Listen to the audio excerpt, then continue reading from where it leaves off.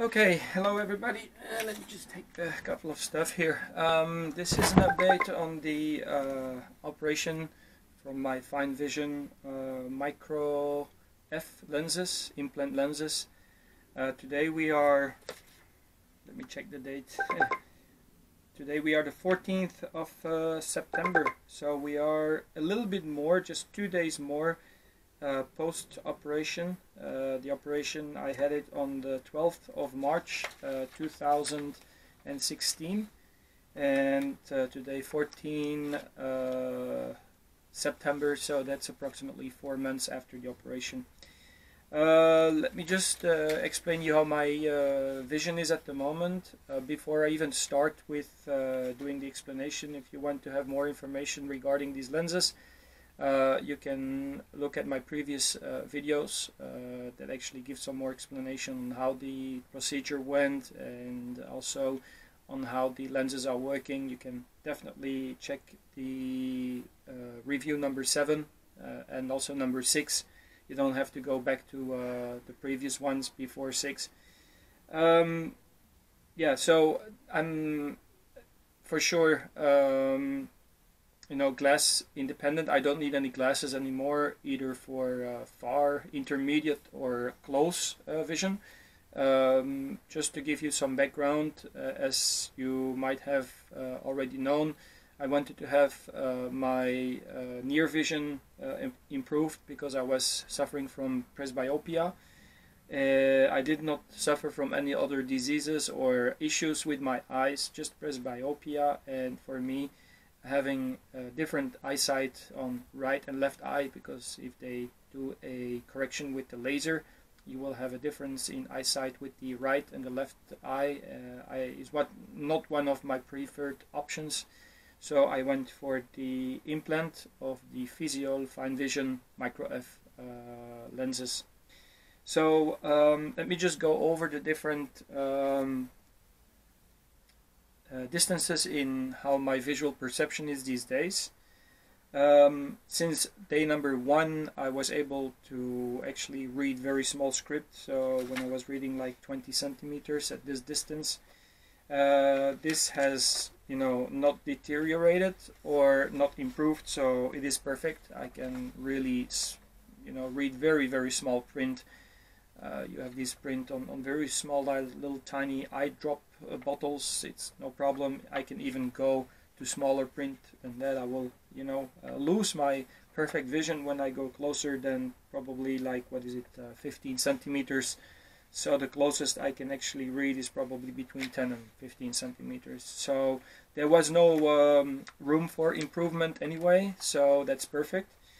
When I'm talking about this vision, so when I've got my computer here and I've got my laptop, that's a little bit of an issue when it is in the middle of the night. So I increase the, from here in the daytime, when it's daytime, I have no problems at all. My vision is really perfect. But at nighttime, when it becomes, dark, and I'm looking at my screen at this distance, I might just have to move a little closer, like to this distance here. So what is this? This is maybe like 40 centimeters. When I get to 50 centimeters, sometimes the script becomes a little bit blurry. It's not really blurry. It is like, yeah, well, you can call it blurry. So, then I just have to move a little bit closer to the computer to have a perfect vision. Also, what I have noticed, and this is something I mentioned before, when I have very, a lot of difference in colors, especially when I have white letters and black background. I was, last time I was having this video, I had, the letter 3 times printed. So you have the actual letter, and you had a little letter right on the left, and you had a little letter right to the right.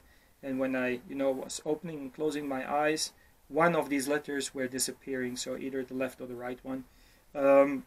This has actually virtually disappeared. So I don't have any of these particular double ghosting vision, I still have a little bit like a brownish blurry image right next to the letters when I'm looking at it at night, and that makes the vision a little bit more complex, so that's why I have to get a little closer to the screen. But I have the impression that this particular issue is also improving, so I start to see an improvement in this particular vision as well.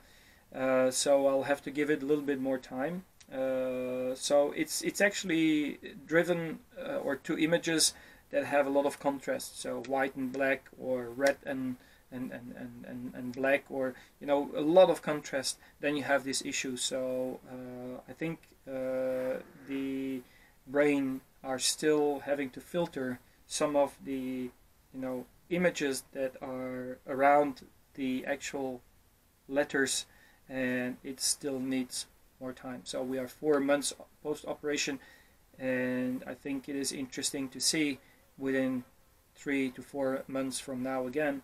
So that's how the intermediate vision is. Well, also about intermediate vision, I've done the test. I've got my test set up where I've got my paper with the all the tests that you can do for vision, and I am back at 2013. So before I did the operation, I had 2013 vision, and I'm back at 2013. So is there any room for improvement?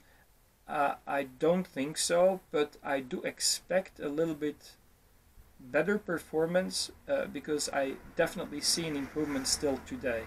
So my vision is still recovering from the surgery, and the neuroadaptation stage is certainly not ended. So I really feel like every day there is a little bit of an improvement there. I can, I've done some tests. I can read license plates from cars at a distance of approximately 35 meters. So if you have a car, step away from the car and do approximately 40 steps, which is probably going to be close to 30-35 meters, at normal steps of course, and I can still clearly see the license plate numbers. So that is perfect. That is really good. On the intermediate vision as well, I also notice still some contrast issues. So when I'm working at the market, I do see and watch the people walking by, and when the background is like white and you get the face going in front, I still have some kind of a white blurring, double ghosting vision that actually is around their body and around their face. And I've printed off some papers so to make you understand how my vision looks like when I'm at the market. There is a parking sign approximately 45 meters away, maybe 50 meters away from my spot where I normally sell my perfumes, and it looks the P sign, and I have just made an image and I've modified the image just focusing on the P because it's on all the image. The P sign is supposed to be, sharp like this. Okay, so I get a sharp P, and still right now I have this kind of vision. So you can see that there is some ghosting around the P, inside the P. So the blue has a part that is, like white glare, if I can call it. Maybe you can call it glare. From the P itself. So this is actually how I see the sign these days. This is how it should be. Now, to be honest with you, the blurring, or the glare that I have around the P was much worse, of course, after the operation. So I do see also an improvement. What I've also noticed for these intermediate sites, when I'm looking at light poles next to the road, right after the operation I saw the pole with the blue background from the sky, and I saw some kind of a ghost next to that pole, a brownish ghost on both left and right side. I still see it. It has almost diminished to almost zero. But what I noticed, and this is very interesting, sometimes when I focus on that pole, I can see that brownish disappear, like, you know, it goes away and comes back. So it's like the brain is trying to find a way to filter out the image that is not supposed to be there. So, and this is very weird, because if you look at the pole, you really concentrate, and I can actually see at the wires. If I really concentrate, sometimes, like in a fraction of a second, it goes away, and then it comes back. And that confirms to me that the neuroadaptation stage is still ongoing. Also, for intermediate vision, and what I call intermediate is 5 meters and like 30-40 meters. And then I've got infinity vision. I will talk about this in a few moments. But when I'm looking at the road signs, also the stripes that, you know, separates the different lanes, there's still some ghosting, and you see the, you know, the white line on the black asphalt, and when I'm approaching it, you see these lines just joining together as you drive.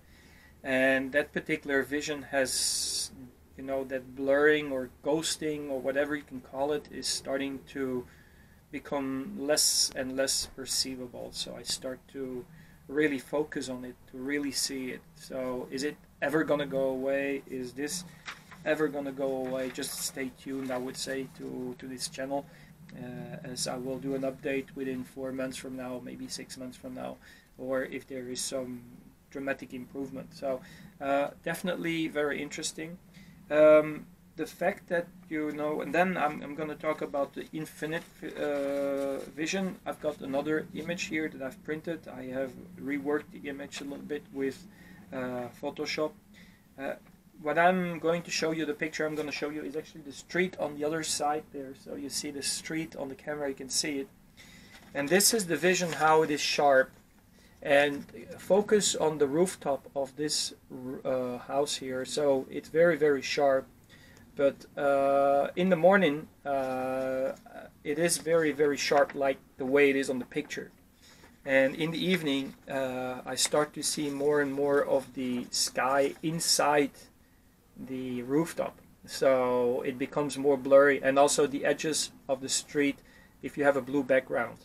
Now, I don't know if this is caused by the fact that, you know, that's where the sun is by the evening, or is it caused by the fact that my brain becomes more tired. I think it's a little bit more or less both of them, because in the morning I do still have this, you know, blurring or glare around these images on the other side of the house. So, and that's where the sun rises. This is where the sun sets. So I think it's about the intensity of the background of the sky, the intensity of the light intensity of the sky itself. So yeah, this affects, and this, you know, blurring affects the quality of the image. So I am spectacle free, but still there is some work to do, I would say. There's still some improvement that needs to be done on the quality image that you see through your own eyes. And I have the impression that each time when I wake up, the quality image is becoming more and more perfect. And I must say that, you know, maybe like 2 months ago, 3 months ago, even 1 month ago, I still had a lot of, you know, I still cannot see the really edges, the beautiful edges of the image, but it starts to improve. So I really start to enjoy the vision that I am right now having from the operation.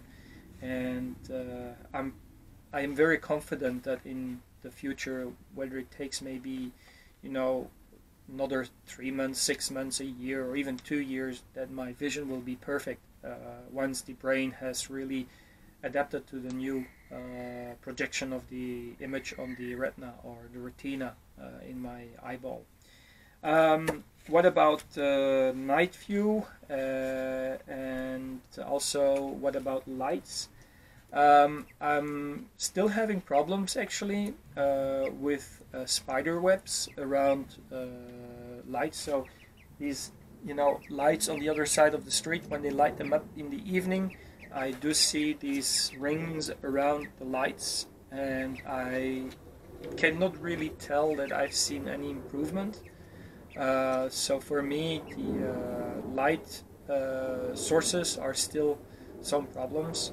It does not really bother me because you get used to it, but still again, it's about image quality, and if you're looking to perfection, yeah, well, I'm trying to find a little bit of a perfection, but not perfect. So, but my main goal is to be spectacle free, and I'm in spectacle free. So yes, I am still very, very happy with the operation, and I will do it again right away tomorrow, that's for sure, because that's the main goal, is being spectacle free.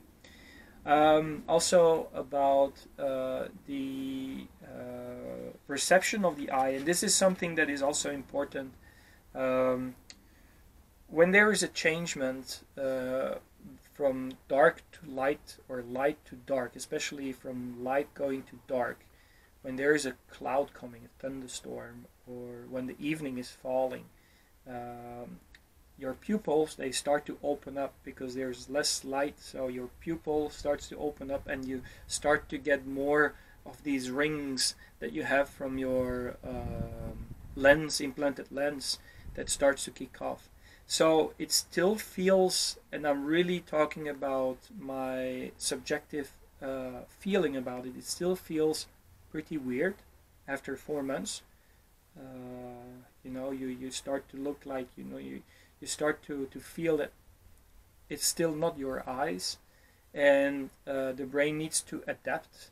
And we are now in September, so the days are going to start to shorten.